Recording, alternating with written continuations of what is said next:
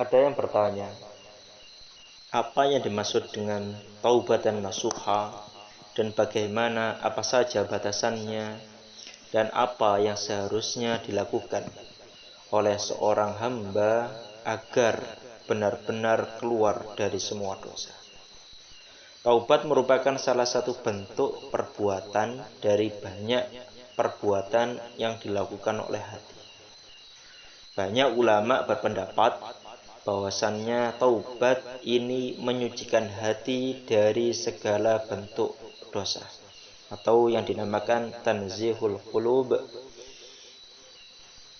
Berkenaan dengan batasan taubat, guru kami berkata, taubat adalah sikap meninggalkan keinginan berbuat dosa seperti yang pernah dikerjakan sebelumnya, yang sama tingkatannya meski berbeda bentuk perbuatannya, dengan niat mengagungkan Allah Subhanahu wa taala dan menghindari kemurkaannya. Ini yang dimaksud dengan taubat. Apa syarat-syaratnya? Yang pertama, menghentikan keinginan berbuat dosa. Ingat, menghentikan keinginan berbuat dosa. Istilahnya tidak ada niat sama sekali.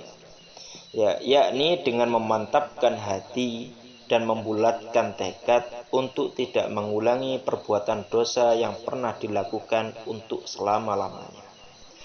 Namun apabila dia meninggalkan perbuatan dosa, sedangkan masih terlintas dalam pikiran bahwa ada kemungkinan akan kembali lagi berbuat dosa yang sama, atau tidak berazam untuk tidak mengulanginya, atau tidak berniat untuk tidak mengulanginya, bahkan dia ragu-ragu untuk meninggalkannya karena barangkali suatu saat dia akan kembali melakukannya. Sebenarnya dia sekedar berhenti dari dosa dan bukan bertaubat dari dosa-dosa. Yang kedua, bertaubat dari dosa yang pernah dilakukan sebelumnya.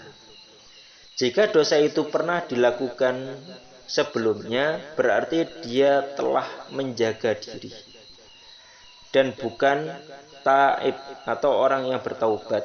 Istilahnya, dia menjaga diri untuk mengulangi apa yang dilakukan atau apa yang pernah dilakukan sebelumnya. Maka perkataan yang benar tentang pertaubatan ini, Rasulullah SAW memberikan stempel kepada orang tersebut sebagai muttaqi atau orang yang menjaga diri dari kekufuran, bukan bertaubat dari kekufuran. Sebab itu, Sayyidina Umar bin Khattab apabila dikatakan sebagai taib atau orang yang bertaubat dari kekufuran, karena sebelumnya Umar bin Khattab pernah melakukan kekufuran. Yang ketiga adalah meninggalkan perbuatan-perbuatan dosa yang sama, seperti yang pernah dilakukan di masa lalu, atau perbuatan-perbuatan dosa yang sejenis dan sederajat meskipun berbeda bentuknya. Sebagai contoh, ada seseorang yang dulunya pezina ataupun perampok. Apabila dia hendak bertaubat dari dosa-dosanya, dia pasti bisa selama pintu taubat belum tertutup. Namun saat ini tidak memungkinkan lagi baginya meninggalkan zina maupun merampok, karena dia tidak lagi mampu melakukannya.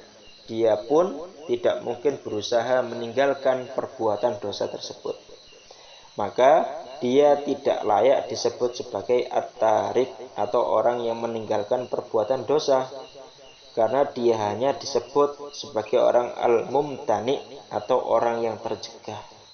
Misalnya ada seorang yang biasanya berzina di suatu lokalisasi tertentu, kemudian lokalisasinya dibubarkan dengan paksa oleh Pemda setempat, maka dia tidak bisa berzina kembali. Nah, ini yang dimaksud ini.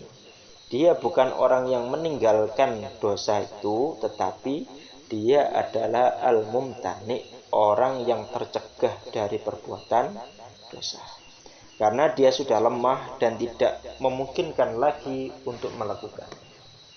Begitu pula dengan pencurian dan lain sebagainya. Ya.